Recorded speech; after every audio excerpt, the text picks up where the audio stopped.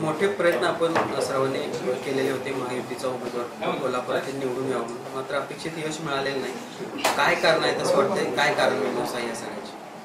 नाही, काल प्रतिक्रिया देताना मी हेच व्यक्त केलेल्या होत्या भावना. जवळजवळ 6 लाख लोकांनी महायुतीचे उमेदवार प्राध्यापक संजय मंडलिक यांना मतदारांनी मतदान केलेलं आहे. वास्तविक त्यांचं मनपूर्वक पहिल्यांदा आभार मानले पाहिजे. कारण एकूण देशामध्ये असलेली परिस्थिती आपल्याला बघितलं असाल की अनेक ठिकाणी अशा पडझडी झाल्या. या पार्श्वभूमीवर कोल्हापूर जिल्ह्यातील थोडीशी पडझड झाली, परंतु एक जागा महायुतीची आम्ही राखण्यामध्ये आम्हाला यश आलं. परंतु कोल्हापूरची जागा आम्ही राखू शकलो नाही. त्याला अनेक कारणं आहेत. त्यामध्ये छत्रपती शाहू महाराज यांचीच उमेदवारी असणं, त्यानंतर जे अनेक प्रश्न निर्माण झाले होते या राज्यामध्ये, जसं मराठा आरक्षणाचा असेल, कांदा प्रश्न असेल, त्याच्यानंतर आमचा एक शक्ती मार्ग गेलेला आहे. त्या शक्ती मार्गाबद्दल काही लोकांची नाराजी होती. दलित आणि विशेषतः मुस्लिम समाज यांचे अनेक म्हणजे आता त्याची कारणमीमांसा आम्ही करू, आत्मचिंतन आत्मपरीक्षण करू. तर येणाऱ्या विधानसभेच्या निवडणुकीमध्ये असं पुन्हा होऊ नये यासाठी आम्हाला प्रयत्न करावे लागतील आणि महायुतीला एक दिलानं हातात हात घालून आम्हाला निवडणुकीला सामोरं जावं लागेल. विधानसभा मतदारसंघामध्ये होती, मात्र तिथं देखील अपेक्षित यश मिळालेलं दिसत नाही. काय नेमके याची कारण आहेत? नेत्यांचं कुठेतरी ऐकलं नाही असं म्हणायचं? नाही, कागल विधानसभा मतदारसंघामध्ये जवळजवळ अंदाजे 15,000 मताधिक्य आम्ही राखू शकलो. त्या ठिकाणी आम्हाला 70 ते 80,000 मताधिक्याची आमची अपेक्षा होती, ती पूर्ण झाली नाही. कारण जो परिणाम सगळीकडे झाला तो तिथेही झाला.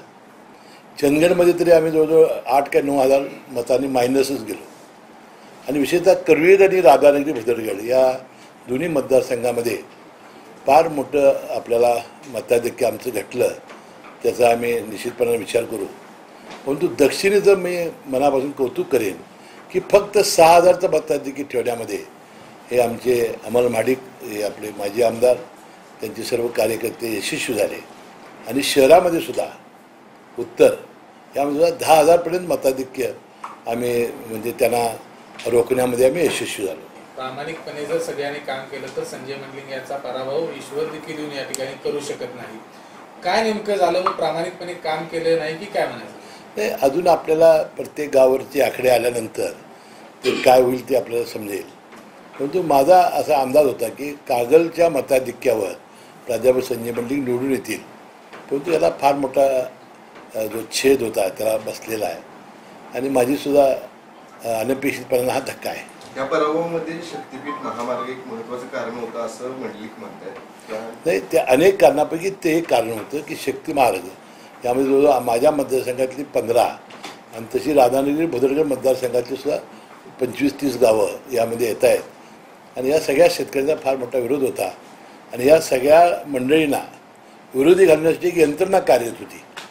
त्याचा परिणाम झाला स्वतः शाहू महाराजच राहिल्यामुळं याचाही फार मोठा परिणाम झाला. तयारी करणाऱ्या नेत्यांसाठी ही धोक्याची घंटा म्हणायची का? ज्या पद्धतीनं नाही, आता मी तुम्हाला सांगितलं अनेक जी कारणं आहेत याचं आता आत्मपरीक्षण आत्मचिंतन केलं पाहिजे आणि येणाऱ्या विधानसभेला ही कारणं पुन्हा येणार नाहीत. यामुळे लोक आणि मतदार नाराज होणार नाहीत याची दक्षता आम्हाला घ्यावी लागेल.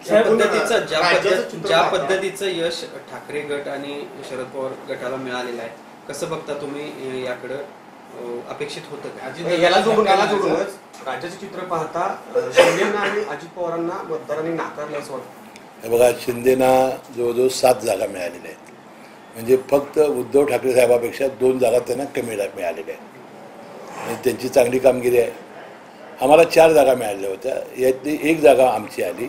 त्यामुळे आम्हालाही चांगलं, आम्हाला गेल्या वर्षी 1च जागा होती, यावेळेला 1 जागा मिळालेली आहे. त्यामध्ये फारसं निराश होण्याचं कारण नाही. बारामतीमध्ये लोकांनी असा विचार केला दिसतो की लोकसभेला सुप्रिया ताई आणि खाली अजितदादा. मला वाटतं येणाऱ्या विधानसभेच्या निवडणुकीत अजितदादा आपले उपमुख्यमंत्री 2 लाख मतांनी निवडून येतील आणि राज्यात ते उच्चांक करतील. कारण लोकसभेला वेगळा विचार करतात आणि विधानसभेला वेगळा विचार. दादांच्या गटातील जे काही आमदार आहेत त्यांची कुठेतरी चलबिचल सुरू असल्याची चर्चा सुरू झालेली आहे, तसं काय आहे का? काही चलबिचल होणार नाही. ज्या ठिकाणी ते सुरक्षित राहतील आणि महायुतीमध्ये चांगल्या पद्धतीने सगळे निवडणूक लढतील तर ही चलबिचल होणार काही गरज नाही.